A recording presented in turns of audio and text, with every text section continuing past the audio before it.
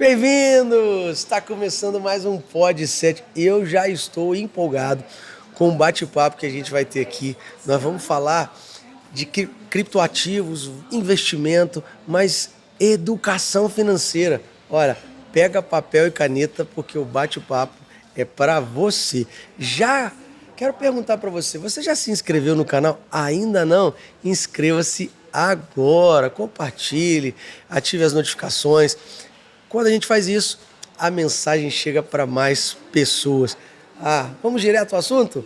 Eu estou com o Felipe. Felipe, cara, que alegria poder ter você aqui no nosso quadro.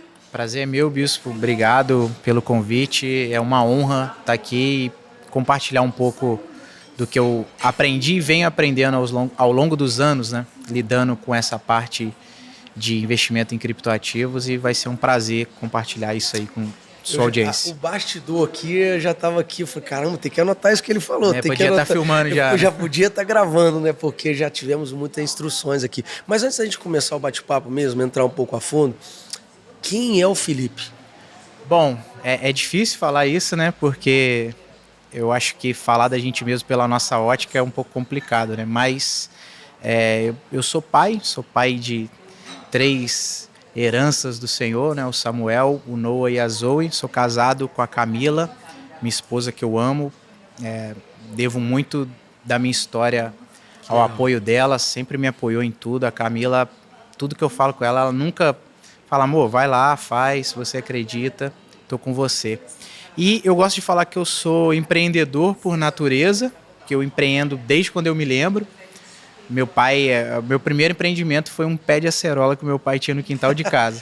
E a acerola dá o ano inteiro, né? Não sei para quem já viu um pé de acerola, assim, é demais, cai no chão, né? E os meus amigos iam brincar lá em casa e gostavam de comer acerola, até que eu falei, opa, tem um negócio aí. Comecei a ensacar essas acerolas e vender. Que legal. Foi o primeiro negócio que eu lembro que eu fiz. Então eu falo que eu sou empreendedor por natureza, mas escolhi ser um investidor e focado nesse nicho, nesse segmento que são os criptoativos. É um segmento novo, surgiu em 2009, então o primeiro criptoativo ele surgiu em 2009, que é o Bitcoin, que é o que eu acho que a maioria, o primeiro contato é através do Bitcoin, mas é um mercado novo, né? Então a gente está falando aí de 15 anos no máximo desse mercado, né? Mas eu tenho focado basicamente até a minha parte de negócios, de 2022 para cá, está 100% focada em relação a criptoativos. Todo mundo ouviu falar, mas não conhece a fundo, né? Bitcoin, mas a pessoa já ouviu falar, mas não conhece a fundo. E aquilo que a gente não conhece, a gente às vezes teme. Exato. Né? E por acontecer sempre alguém ouviu falar que alguém perdeu dinheiro, que alguém investiu. Cara, eu queria que você deixasse isso claro para as pessoas, porque às vezes as pessoas perdem a oportunidade porque falta conhecimento, né? Sim. A Bíblia fala isso, né? Meu povo às vezes é destruído porque lhe falta o conhecimento. E conhecimento é chave, Felipe. Exato. E eu acho que tenho certeza que esse podcast aqui pode mudar a vida de muitas pessoas. Então fala um pouco sobre esse investimento para as pessoas entenderem. Eu acho que o ponto principal e que as pessoas precisam entender, e quando você entende isso, isso é esclarecedor, é separar a questão, por exemplo, de inovação, tecnologia, da parte de investimento. Uhum. Então, primeiramente, o Bitcoin ele é uma revolução tecnológica, porque ele é um ativo criado para funcionar como um sistema financeiro completo, e que é 100% rastreável, 100% contra fraude, não consegue sofrer interferência nem manipulação de pessoas, de governos, ninguém consegue controlar. Então, a concepção, o Bitcoin ele foi criado para funcionar como um sistema financeiro que a gente chama de P2P, que é pessoa para pessoa. Então, hoje, só para esclarecer com exemplos, hoje para você fazer um Pix, todo mundo sabe que Pix se popularizou muito no nosso país. Uhum. Você abre o seu aplicativo do banco, fala para quem você vai enviar o valor e aperta o enviar, certo? Só que dentro disso, o que acontece? Existem 2 intermediários. Primeiro, o banco, que ele está ali, a interface que você está usando é do banco, O que controla ali o seu saldo visível é o aplicativo do banco, é o sistema do banco, e o Banco Central, que vai fazer aquela movimentação de uma conta para outra e mudar de instituição A para instituição B. Certo? No Bitcoin não existem esses intermediários. Quando eu faço uma transação, por exemplo, de enviar um Bitcoin meu pro Leidson, ele vai direto, ele não passa por nenhum intermediário. Porque, por exemplo, se for fazer o Pix, igual já aconteceu, muitas pessoas, aquilo não acontece, ou o sistema está fora do ar, ou aquele Pix caiu em análise, é justamente porque existem intermediários que controlam se aquela transação ela vai ser executada ou não vai ser executada. O Bitcoin não é assim. Ele é um sistema financeiro de pessoa para pessoa, livre de interferências. E o grande outro poder de tecnologia que está atrelado dentro do Bitcoin é o que a gente chama de blockchain. O que é blockchain? Na verdade, blockchain, a essência da palavra dele é uma cadeia de blocos, né? Uma corrente de blocos. Mas por que isso? Porque todas as informações que acontecem dentro da rede do Bitcoin ficam registradas nessa blockchain. Então, tudo que acontece relacionado a Bitcoin é registrado, é um livro aberto. Então, além de ficar registrado, ele é público. Qualquer pessoa pode buscar essas informações na blockchain do Bitcoin. Por isso que um outro erro, as pessoas associam, isso está sendo mudado ao longo dos tempos, porque os governos, as instituições perceberam isso, mas associava muito o Bitcoin, por exemplo. O Bitcoin é usado para lavagem de dinheiro, para cometer crime. Porque você tem essa questão de as informações ser público, mas você tem também um lado do anonimato. Uhum. Então, por exemplo, todas as transações, independente do tipo de transação, elas ficam registradas nesse livro que é público.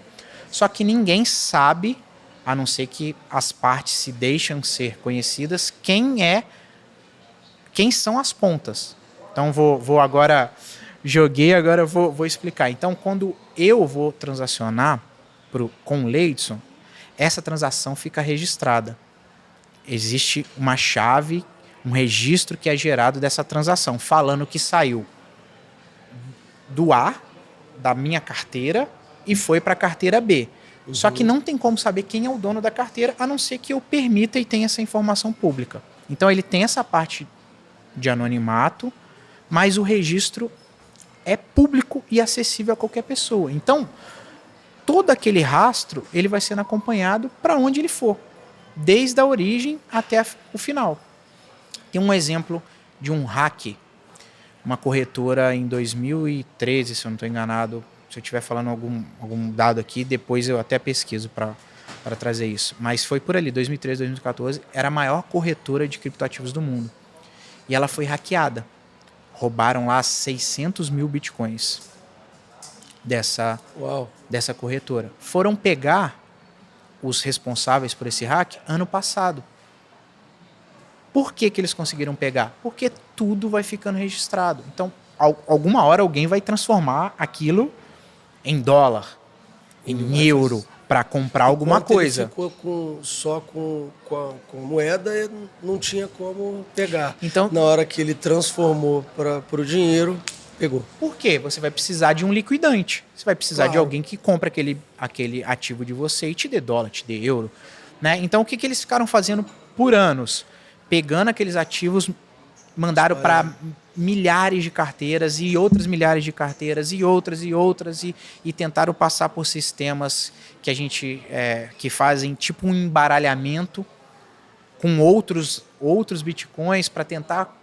Não adianta, fica tudo registrado. Uau. Né? Então, a gente teve um caso na nossa cidade, uma pessoa que foi sequestrada e queriam pegar os ativos que ela tinha na corretora. É a pior burrice que o criminoso pode fazer. Não fez o estudo. Então, se você está pensando em cometer um crime, fica a minha dica para você. Não peça o resgate em criptoativos, porque você vai precisar transformar aquilo em dinheiro, você vai precisar gastar em alguma ponta. E aí não tem como, porque aí é só a parte que está fazendo a investigação e juntando que ela vai chegar até o responsável, né? Então, desmistificar, fazer essa separação, o Bitcoin é uma inovação tecnológica. Uma inovação tecnológica. É um dinheiro que não sofre interferência de políticos, de governos, não tem o controle de nenhuma parte. Ele é pré-programado, no caso específico do Bitcoin, para ter uma quantidade finita de ativos. Então, por exemplo, só existirão 21 milhões de unidades de Bitcoin. Não existirão mais do que isso. Ele já está pré-programado no seu código, no que ele foi criado. Isso não é alterado. Então, mais ou menos no ano de 2140, o último Bitcoin vai ser criado. E não vai existir mais Bitcoins novos. Você só vai continuar as transações. Você só vai conseguir comprar Bitcoin de quem já tem. Então, por isso que eu sempre falo para as pessoas, olha, mas as pessoas olham o Bitcoin igual hoje, no caso de hoje. A gente está gravando aqui hoje, mas hoje o Bitcoin está uma unidade de $58 mil. Nossa, isso é muito caro. Precisa fazer essa separação de preço é diferente de valor. Claro. Certo? Então, assim, o preço, nem tudo que custa centavos quer dizer que aquilo tem valor. Mas tem coisas que custam milhões e milhões de dólares, mas tem muito valor. Então, o Bitcoin é um caso desse. Então, apesar dele hoje, nesse momento, ele ter relativamente um valor unitário alto, mas é um ativo de valor inestimável. Porque imagina, 21 milhões de unidades, que só vão existir isso. Estima-se que de 20% a 30% desses bitcoins estão perdidos. Por quê? Dentro dos criptoativos existe uma coisa que a gente chama de autocustódia. Como é um sistema financeiro de pessoa para pessoa, você tem que fazer a custódia dos seus ativos. Hoje tem serviços, por exemplo, carteiras online, as próprias carteiras das corretoras, que a custódia fica lá, num terceiro. Mas isso é opção da pessoa. Ela pode fazer a autocustódia dela. Então, ela pode ter uma carteira dela que só ela controla o acesso àquela carteira. E se ela perder o acesso àquela carteira, ela perdeu os ativos dela. Sério, não tem como... Não tem como recuperar. Por causa disso. Você é um ativo ao portador. Ninguém consegue tirar do portador, a não ser que o portador permita. É uma das coisas... É uma das características de segurança do Bitcoin. Então, estima-se que até 30% dos Bitcoins estão perdidos. São pessoas que simplesmente perderam o acesso às suas carteiras. Uau. Tem um caso muito interessante num país lá, ali da Europa, eu não lembro agora o país exato, mas o rapaz ele tinha uma quantidade relativamente expressiva, cerca de 100 e poucos mil Bitcoins, num computador. E pra gente aqui isso não é comum, mas fora do país, as pessoas compram de computador e simplesmente descartam um antigo porque é barato, não tem muito mercado secundário. Né? Hoje não, porque também até lá fora as coisas estão ficando caras.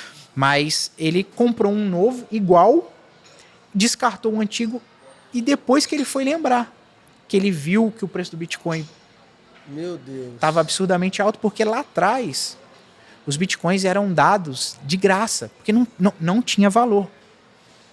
Era dado de graça, então tinha joguinhos que você ganhava recompensa em Bitcoin. Meu Deus. Tinha sites que por você ler um artigo, você ganhava 100 Bitcoins por ler um artigo. Uau. Então teve pessoas que juntaram muitos Bitcoins.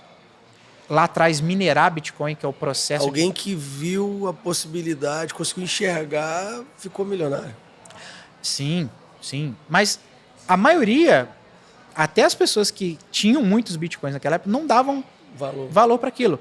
A primeira transação que aconteceu de alguém pagando alguma coisa em Bitcoin foi em 2010, quando um programador que ele era envolvido ali no core de desenvolvimento do Bitcoin, estava bem próximo ao criador do Bitcoin, ele ofereceu, olha, eu estou disposto a pagar 10 mil Bitcoins se alguém comprar 2 pizzas para mim. Aí ainda demorou 2 ou 3 dias, se eu não me engano. Aí alguém falou, não, eu compro. Comprou as pizzas, mandou para casa dele e ele mandou 10 mil Bitcoins. E a gente fala que é a pizza mais cara da história. Caramba! Os 10 mil Bitcoins provavelmente dariam para comprar todas as pizzarias do Brasil hoje em dia. Meu Deus!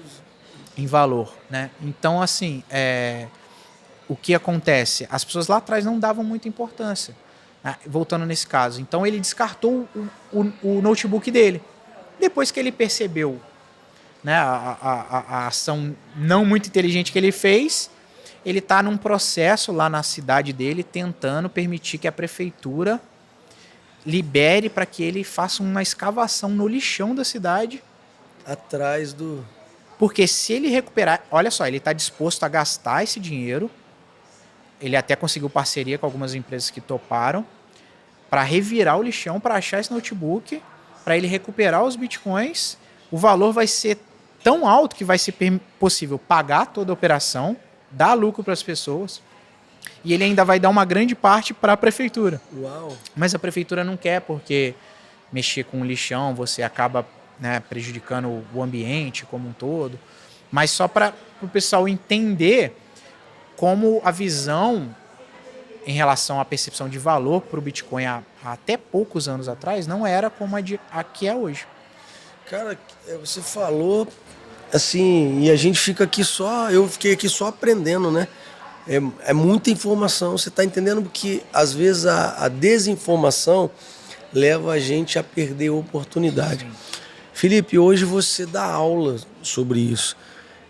Eu sempre entendi que educação financeira devia ser ensinada nas escolas. Hoje você é um professor de educação financeira. Você ensina sobre o criptoativo, mas sobre educação financeira mesmo. Você fala sobre isso, você tem curso sobre isso. Você concorda que a educação financeira tinha que ser ensinada lá desde pequenininho? Muito, muito. Né? É por isso que lá em casa a gente tenta ensinar muito isso para os nossos filhos. Ainda mais a geração que a gente tem hoje. Porque é a geração de muita facilidade. De celular, de televisão, de internet. Então, uma das preocupações que eu converso muito com a minha esposa é tentar fazer os nossos filhos perceberem que as coisas não surgem do nada. Que não é você entrar num aplicativo e baixar. A vida não é assim. E dinheiro, a gente precisa entender isso. O dinheiro, ele é uma ferramenta. Claro. Só que a gente não aprende a usar essa ferramenta. A gente, na verdade, é ensinado desde pequeno a depender dessa ferramenta e a fazer de tudo para acessar essa ferramenta. Mas não como usá-la, como manuseá-la e como, principalmente, criá-la. E ao contrário, né? É o contrário disso que a gente aprende, né? A ferramenta ela pode trabalhar para você, né? Exato. Então, educação financeira tinha que ser algo que deveria estar na grade escolar, como é em outros países. Não só educação financeira, como, por exemplo, empreendedorismo. Isso tudo tinha que ser ensinado hoje. Porque a gente até estava falando aqui nos bastidores antes de começar. Você pegar um adulto e transformar um hábito que ele vem carregando de anos é muito mais difícil do que você pegar uma criança e ensinar um hábito saudável para ela. Então a relação de dinheiro com as pessoas, que as pessoas têm com o dinheiro, a maioria dos casos no nosso país é uma relação muito ruim. Muito ruim. De tipo, as pessoas não entenderem como o dinheiro funciona. Eu acho que isso é o básico. As pessoas não entendem como o dinheiro funciona. E parece simples, mas não é. O óbvio não é óbvio. Não é. Por exemplo, quando se fala com qualquer pessoa, cidadão comum, inflação, ninguém faz ideia o que é inflação. Verdade. CDI, CDB, a taxa de juros, ninguém faz ideia de como isso funciona. Por exemplo, inflação. Inflação, basicamente, é a programação de desvalorização da moeda. Então, inflação é a meta programada para a moeda perder valor. Que é também uma meta que nosso país nunca é atingida. Então, a meta era 2, agora é 3, mas é muito além disso. Você vai pegar, no final do ano, a inflação real, se você medir real, que é aquela que é medida quando você consome. Todo mundo fica assustado. Você vai no mercado, às vezes, quando eu gosto muito de cozinhar. É o meu hobby. Legal. Né? Então, pelo menos uma vez no final de semana eu vou no mercado comprar alguma coisa para eu cozinhar. de uns tempos para cá, todas as vezes que eu vou, não são raras as exceções, né? É raro, mas acontece muitas vezes. Você vai lá, o preço só aumenta, só aumenta. Isso é reflexo de inflação. É uma métrica para basear a inflação mais, acho que traz um entendimento melhor, é comparar o nosso dinheiro ao dólar, né? Exato. Se você compara o nosso dinheiro ao dólar, você vê que realmente o nosso dinheiro ele vai perdendo valor a cada dia. E é assustador comparar com o dólar, porque o dólar também sofre esse processo. Sofre O processo. dólar, desde a criação dele, ele já perdeu cerca de 85% do valor dele. Isso quer dizer que 100 dólares lá da criação, hoje equivale a 85% a menos. Os mesmos 100 dólares. O real, desde a criação, lembrando que o dólar é uma moeda centenária. O real é uma moeda que completou 30 anos. Agora, essa semana passada. O real... Isso mesmo, 90 isso mesmo. 94. 94. O real, de 30 anos para cá, já perdeu mais de 90% do seu valor. Ou seja, R$100 em 94, hoje equivale a 90% a menos. Você pegar R$100 daquela época, hoje você compra R$10. É muita perda. Agora, quando você compara, por exemplo, com Bitcoin, aí que você fica assustado. E aí? O real cotado em Bitcoin. Cara, e aí Aí é assustador. Depois eu vou até mandar para a produção esse gráfico, se eles puderem colocar. Do real, a gente coloca. Você pegar Só que lembrando, o Bitcoin foi criado em 2009. Então, tipo, a gente 15 anos de Exato. diferença. Então, assim, é assustador. Mas por quê? Quando eu entendi isso, eu falei, caramba, não faz sentido eu ter uma moeda, a maior parte do meu capital, do meu investimento, numa moeda que é programada para desvalorizar. E a gente fica na dúvida, porque sempre fala assim, não, mas é uma moeda virtual. Mas hoje a nossa moeda não é mais física. Você não anda com dinheiro mais. É aquilo que o senhor falou. O conhecimento, ele te esclarece e te liberta. Pô. Né? A Bíblia é muito sábia, né? Em tudo. Por quê? As pessoas elas não entendem como funciona, mas grande parte do dinheiro que a gente vê hoje nos sistemas bancários, eles não existem. Não, isso aí, não existe. Por causa de uma coisa chamada reserva fracionária. O que é reserva fracionária de modo simplista aqui? Tá? É lógico que é muito mais complexo, mas se a gente ficar falando disso, a gente gasta um tempo aqui que é precioso. Basicamente, hoje, quando você faz um depósito no banco de qualquer valor, o banco ele é obrigado a manter em caixa líquido apenas 10% daquele valor. Ou seja, de R$1.000 que você depositar, o banco vai ter que guardar lá R$100. Os outros 900, ele pode fazer o que ele quiser, entre aspas. E aí, ele pode emprestar, por exemplo, para o João, que vai lá no banco e pede um empréstimo. Então, ele pega os 900 que sobrou do depósito de 1.000 do Leidson e empresta para o João. Só que o João pega aquilo para pagar uma conta de um outro banco. E aqueles 900 agora entram numa outra instituição financeira. Aquele banco vai guardar R$90 e vai pegar os 810. Então, o banco ele tem poder de criar dinheiro com o dinheiro das pessoas. O que acontece quando um banco quebra? Quando a gente tem uma corrida aos bancos. Aconteceu recentemente vários casos nos Estados Unidos. E às vezes eles começam com um boato. O banco vai quebrar. As pessoas ficam desesperadas. Todos os correntistas vão até as agências bancárias para sacar o seu capital. Obviamente, ninguém quer perder dinheiro. E aí realmente o banco quebra. Porque o banco não tem dinheiro para dar ali para todo mundo. Ele não tem o dinheiro é Por quê? Muito está em dívida. Então, hoje para todo mundo que está assistindo, o que a gente vê na nossa conta bancária são simplesmente números. É jogo de números. Quando você manda para uma outra conta, o sistema do Banco Central só atualiza. Ele tira 0 daqui e coloca 0 aqui. Então, entender isso é importante para as pessoas, né? Saberem como o dinheiro funciona, saberem como o sistema financeiro funciona. É muito instrutivo esse bate-papo. Até porque o que a gente entende um pouquinho que o nosso dinheiro também é um dinheiro virtual. E aí, só que você está escolhendo investir num dinheiro virtual Que você tem um controle.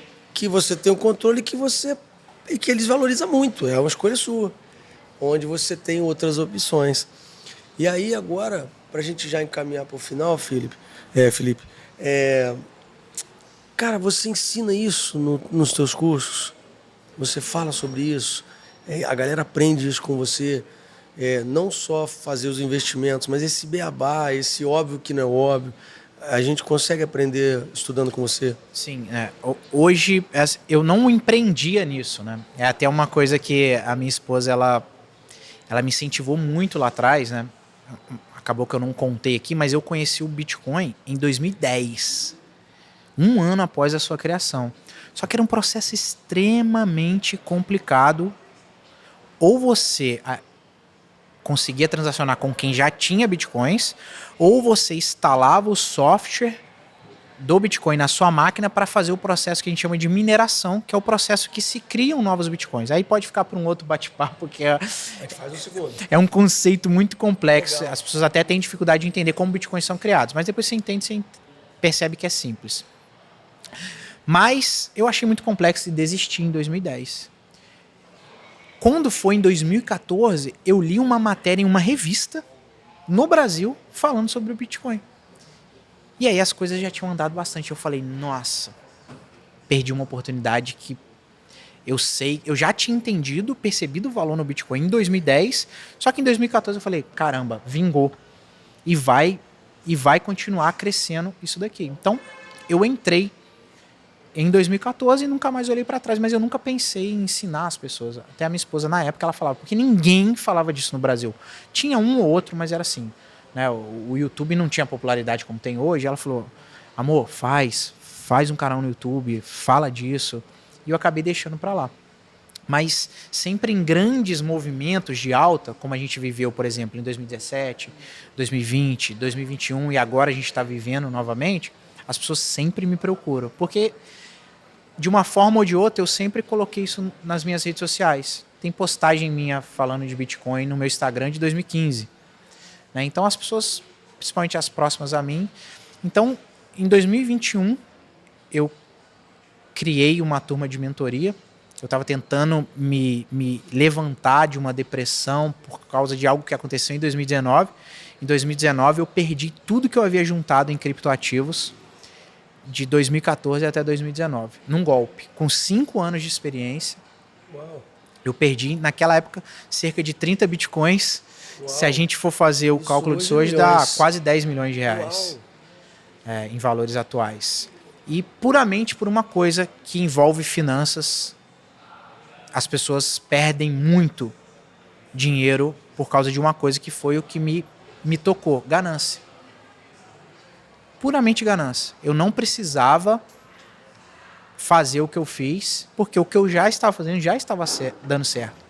Eu sabia que se eu continuasse, em poucos anos, eu teria aposentadoria para mim e para os meus filhos. Né? É por isso que eu gosto de falar que uma das coisas que eu ensino, que o poder do Bitcoin permite ainda, é um dos poucos ativos que permite isso, é você criar riqueza geracional. Legal. Para você isso e para os seus filhos. Ele te permite isso ainda. Mas, em 2019, eu tive esse momento da minha vida. Quem quiser, eu escrevi esse texto, porque eu estou tendo que criar um perfil novo no Instagram. Meu outro perfil foi hackeado e tá horrível. Então, eu falei, vou criar um novo. Eu vou colocar essa história lá. Quem quiser conhecer depois, acessa lá.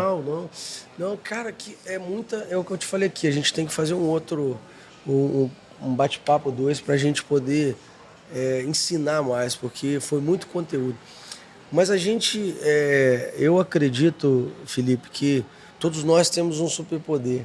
A gente fala aqui que é o papo de super-herói. O superpoder é aquilo que é latente na nossa vida, aquilo que transforma a vida de alguém. Qual é o superpoder do filho? Olha, acho que é complexo, né? Vem algumas coisas na minha cabeça, mas eu acho que é antecipação. Boa. Eu sempre tive esse aspecto de conseguir enxergar as coisas antes delas se tornarem mainstream, né, populares. Então, até nos empreendimentos, muitas coisas que eu empreendi, eu consegui ter um pouco dessa percepção de antecipação. O Bitcoin é um caso disso, né? Lá atrás eu olhei e falei, olha, isso aqui tem uma coisa que a gente chama no mercado financeiro que é Product Market Fit, que é a solução, o produto, ele encaixa com uma demanda do mercado. E lá atrás, em 2010, eu já tinha percebido isso, em 2014, quando realmente eu comprei os meus primeiros bitcoins, eu entendi, falei, cara, isso aqui tem encaixe com uma demanda que só vai aumentar. Por quê? O mundo, cada vez ele se globaliza mais, cada vez as pessoas têm mais acesso à tecnologia, porque a tecnologia vai sendo barateada, vai ficando mais acessível. Então, isso tem total encaixe para onde o mundo está indo. É muito difícil, daqui a poucos anos, a gente lidar com dinheiro em papel. Eu, por exemplo, eu não lembro a última vez que eu peguei uma nota na minha mão, porque eu só pago com cartão ou com Pix no nosso país. Verdade. É difícil. Algumas pessoas, geralmente também as pessoas mais idosas, ainda têm esse hábito, né? Elas gostam de... Mas isso vai acabar. O próprio Banco Central do nosso país tem que a gente conhece como Drex, mas é a digitalização total da nossa moeda. Lógico que é um case ainda que está embrionário, vai ter muito teste, mas a ideia é que se não exista mais dinheiro em papel. A China tem muito isso. É difícil você ter dinheiro em papel na China, porque nos grandes centros, a não ser quando você vai para interior, né, é um pouco diferente, demora mais para isso acontecer. Mas né? eu acho que é para onde nós caminhamos. Mas na China é comum, tudo acontece via aplicativos, via digital. Né? Tem a outra parte de, né, não vamos entrar nesse médio de controle do governo. Claro. Né? Mas até um dos focos que eu dei na minha tese de investimento em Bitcoin é o crescimento de governos totalitários ao longo do mundo. E uma das coisas que os governos totalitários gostam de fazer é controlar a moeda, é controlar o dinheiro, é controlar o acesso às pessoas ao dinheiro. Então, uma das minhas teses em cima do Bitcoin é isso. Isso resolve um problema grande. Tanto é que se você pegar países como, por exemplo, a Venezuela é um dos países que mais utiliza o Bitcoin.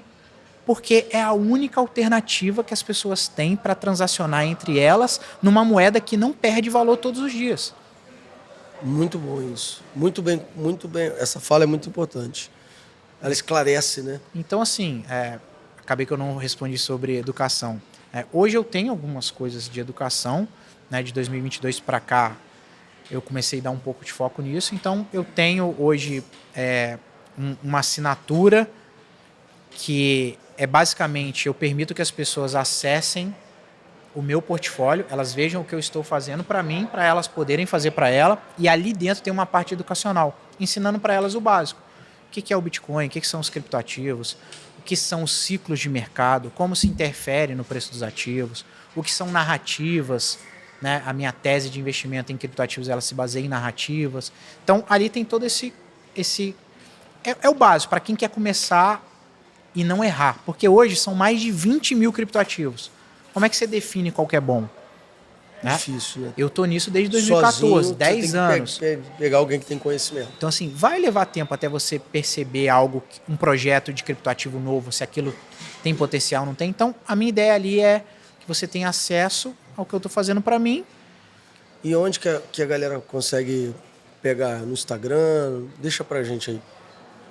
Essa assinatura todo mundo consegue através do site que é CryptoStart. Então é www.cryptostart, cripto com Y, então C-R-Y, P mudo, T-O, start, cryptostart.com.br. Ali você vai ter todas as informações. Tem um Instagram pra galera te achar? E o meu Instagram é @FelipeOPH, Felipe com PH. Então PHELIPEOPH, @FelipeOPH. Pode me mandar mensagem, eu respondo todo mundo, tenho paciência. Não gosto de ignorar as pessoas, pelo contrário, porque isso para mim hoje até fortalece no que eu acredito. Então, porque eu quero que mais pessoas tenham acesso a isso, conheçam esse mundo, deem os seus primeiros passos. Muito legal. E eu quero ser aluno do Felipe. Com certeza eu vou ser o próximo aluno do Felipe. Felipe, deixa uma mensagem para a galera. Por que elas precisam investir? Por que elas precisam se preocupar com isso? Tranquiliza eles um pouco também. As pessoas ainda ficam na dúvida. Deixa essa mensagem. Olha, eu gosto de falar que o dinheiro sempre vai encontrar um destino. O dinheiro, ele sempre encontra um destino para ele. Então, se você não investir no seu eu do futuro, a gente não gosta de pensar nisso, né? Mas o seu dinheiro, ele sempre vai achar um caminho. Você sempre, né? Até o pessoal falar dinheiro parado, Isso aí. ele vai. Porque é isso, o dinheiro ele acha um destino. Aí você vê o dinheiro para lá, vou comprar isso, vou comprar aquilo. Porque a gente tem essa dificuldade de pensar no amanhã. Até, às vezes, a sociedade incentiva isso. Não, você tem que viver o presente. Mas pensem em viver o futuro que vocês desejam. E você só consegue fazer isso investindo hoje. Mesmo que seja pouco. Comece com o que você tem. Se te sobra R$30, comece com R$30. Hoje, o Bitcoin, por exemplo, você consegue qualquer corretora comprar a partir de R$50. Algumas corretoras até menos, cerca de $5. Então a gente está falando de 25, R$30. Comece com o que você tem. Eu tenho um caso muito interessante, até comentei nos bastidores, que é de uma aluna minha. Eu sempre cito o exemplo dela, que é a Cássia. Onde eu vou, eu falo dela. Porque ela começou há 2 anos atrás investindo R$100 por mês. E hoje, o valor que ela conseguiu juntar, obviamente a vida dela mudou um pouco, ela consegue aportar um pouco mais, mas o valor que ela juntou nesses 2 anos, nada daria esse retorno para ela. De outro jeito. E o interessante de quando a gente começa a pensar no nosso amanhã é que nem ir para academia. A gente vai vendo o resultado, a gente vai se motivando. Isso aí. Aí você começou com R$100, daqui a 6 meses você olha, você tem lá R$1.500. Caramba, mas eu botei R$600 e já tem R$1.500. Aquilo vai te motivando e você começa a olhar, onde será que eu posso guardar mais? Será que eu consigo fazer sobrar daqui? Será que essa assinatura desses 5 streamings aqui são relevantes para mim? Será que se eu ficar com 2? E aí você começa a pensar nisso. Então, deem um destino para o dinheiro de vocês. Invistam no futuro de vocês, porque lá na frente tudo vai valer a pena e você... Né, é muito ruim, né, a gente, quando vê casos, por exemplo, de pessoas no final da sua vida, dependendo de outras pessoas, sem recursos, precisando de ajuda. Então, pensem no futuro de vocês, vale a pena. Você gostou? Eu adorei. Quanta coisa aqui eu vou ter que rever, né? Para anotar tudo que o Felipe falou. Felipe, cara, obrigado. Eu que agradeço. Que conversa boa, que conhecimento você trouxe pra gente. Agradecido pela oportunidade desse bate-papo e eu tenho certeza que a galera amou. Eu que agradeço, foi uma honra compartilhar um pouquinho aqui, mesmo que nesse tempo curtinho, né? Mas espero que tenha agregado alguma coisa à vida de quem está assistindo a gente. Obrigado. Gente, eu vou ficando por aqui, mas deixa eu falar uma coisa para vocês. Eu sempre acredito que o conhecimento eleva a gente. Então, pega o conhecimento que você aprendeu e aplica, porque se a gente não aplicar o que aprende, não adianta nada, né? E eu quero agradecer também o pessoal da Duck Bill. Ó, nós estamos aqui no Shopping 33, gravando aqui as edições especiais. Então, um abraço aqui pro Samuel, pra Thalita, que receberam a gente com os braços abertos, com muito carinho. Serve pra gente aqui um cafezinho, uma água bem geladinha. Deus abençoe aqui o pessoal da Duck Bill. Bom, vou ficando por aqui. Inscreva-se no canal, compartilhe essa mensagem. Deus te abençoe. Beijo no coração!